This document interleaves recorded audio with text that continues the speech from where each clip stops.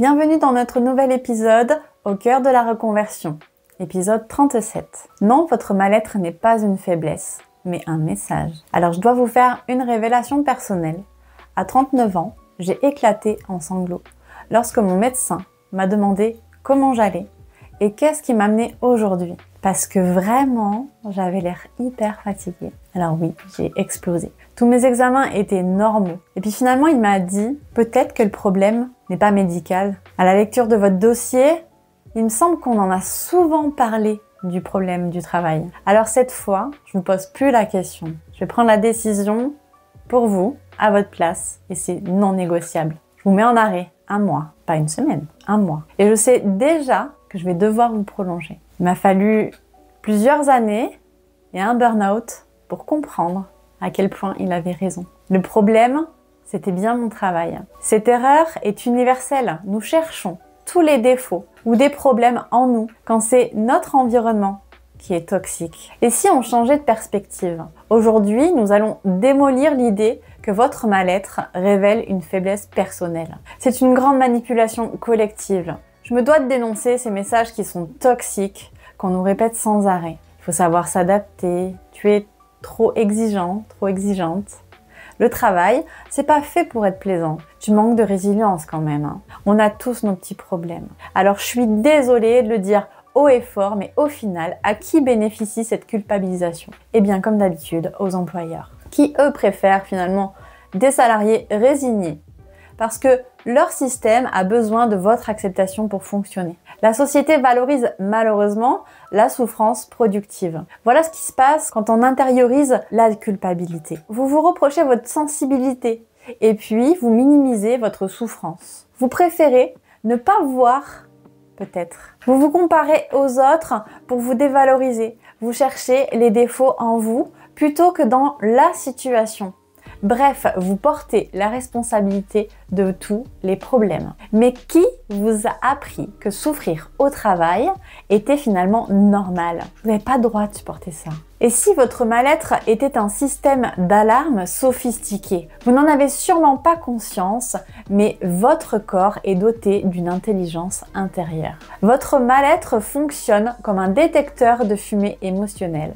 Il se déclenche quand quelque chose est en train de brûler dans votre vie. Votre corps vous alerte. Alors, identifiez les différents types d'alarmes. L'ennui chronique est finalement votre potentiel qui est en train de s'atrophier. L'anxiété persistante, vos valeurs sont en train d'être menacées. La fatigue inexpliquée, vous dépensez votre énergie pour rien. L'irritabilité constante, vous êtes finalement dans un environnement toxique. Le vide existentiel, vous n'êtes pas à votre place. Votre mal-être est comme la fièvre, un symptôme désagréable mais nécessaire qui signale que votre système est en train de se défendre. Plus vous êtes sensible à votre mal-être, plus votre boussole intérieure est précise.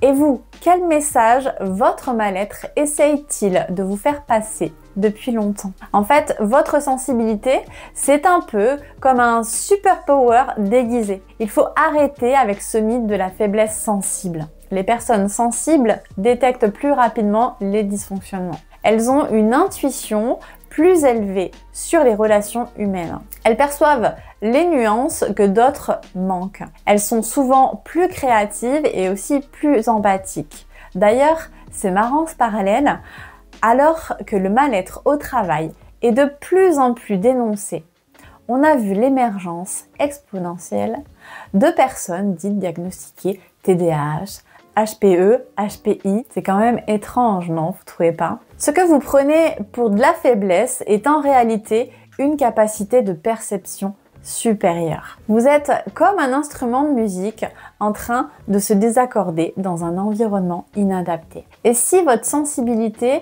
était votre plus grand atout pour détecter ce qui vous convient vraiment? Parce que l'autorépression a un coût. En étouffant votre mal-être, voici ce que vous êtes en train de perdre. Votre boussole intérieure, elle est complètement détraquée à force d'être ignorée. Votre estime de soi, elle, est en train de s'effriter, puisque vous êtes en train de vous juger défaillant et responsable en prime de ce qui vous arrive. Puis vient le tour de votre énergie vitale. Elle aussi est en train de s'épuiser par force de lutter contre vous-même. Au passage, votre authenticité, elle, est en train de disparaître sous les couches d'adaptation forcée. Et enfin, votre capacité à faire des choix s'atrophie par habitude de subir. C'est une tragédie silencieuse qui se prépare.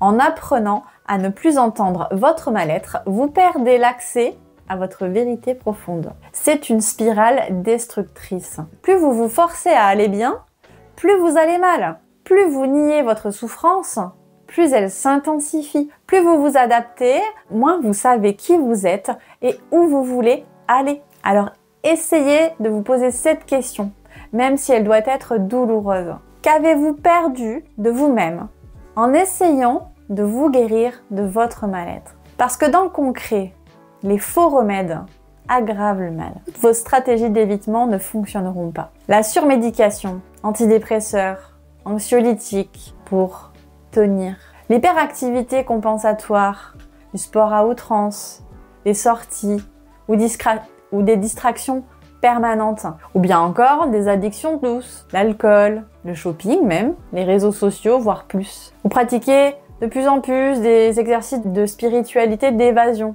comme la méditation, pour fuir plutôt que pour comprendre, ou encore la comparaison rassurante. Au moins, je suis pas comme lui ou comme elle, qui fait ci et qui fait ça. Vous avez envie de savoir pourquoi ces solutions échouent-elles. Mais parce qu'elles traitent tout le symptôme, mais ignorent le message caché. Votre mal-être ne veut pas être éliminé. Il veut être écouté. Alors, éveillez votre lucidité. Par quoi essayez-vous de faire taire votre mal-être au lieu de l'écouter? Je vous invite à prendre le temps nécessaire pour répondre à cette question, car écrire peut vous aider à le conscientiser. C'est tout un art de savoir s'écouter sans juger. Et si vous accueillez votre mal-être comme un ami inquiet qui veut vous prévenir d'un danger imminent, essayez-vous à cette nouvelle posture. Tout d'abord, laissez place à votre curiosité bienveillante. Qu'est-ce que ce mal-être essaye de me dire? Pratiquez la validation émotionnelle. Tu as le droit d'exister et d'être entendu. Enfin, partez en investigation de manière respectueuse. Dans quelle situation votre mal-être apparaît le plus? Et enfin, terminez par un moment de gratitude. Remerciez votre corps de veiller sur votre bien-être. Vous verrez, c'est une alchimie magique. Quand vous cessez de combattre votre mal-être, il cesse de vous combattre. Essayez-vous à cet exercice, vous verrez. Enfin, essayez de répondre à cette question. Comment votre relation avec votre mal-être changerait-elle si vous le considériez comme un allié? Le mal-être, c'est comme une boussole vers l'authenticité. Car oui, il y a une fonction secrète. Votre mal-être vous indique la direction opposée à votre épanouissement. Voilà comment décrypter cette cartographie inversée. Ce qui vous déprime le plus révèle finalement ce dont vous avez le plus besoin. Ce qui vous stresse indique vos limites à respecter. Ce qui vous vide montre où vous perdez votre énergie. Ce qui vous frustre révèle vos aspirations cachées. C'est pas compliqué. Votre mal-être contient la carte de votre territoire d'épanouissement. Et vous alors, si vous inversiez tout ce qui vous fait souffrir au travail, à quoi ressemblerait votre métier idéal? Ceux qui osent ressentir ont cette force-là. Car oui, il faut de la force pour ressentir de manière authentique. Il en faut d'ailleurs bien plus que pour tout encaisser sans broncher. Les personnes qui changent le monde sont souvent celles qui n'arrivent pas à supporter l'inacceptable. Je me dois de vous partager cette perspective. Votre mal-être fait de vous un éclaireur pour ceux qui souffrent en silence. Et si votre sensibilité était exactement ce dont le monde a besoin? L'heure est maintenant venue de vous réconcilier avec vous-même. Votre mal-être n'est pas votre ennemi, c'est votre guide vers une vie plus authentique. Vous n'avez pas besoin de guérir de votre sensibilité.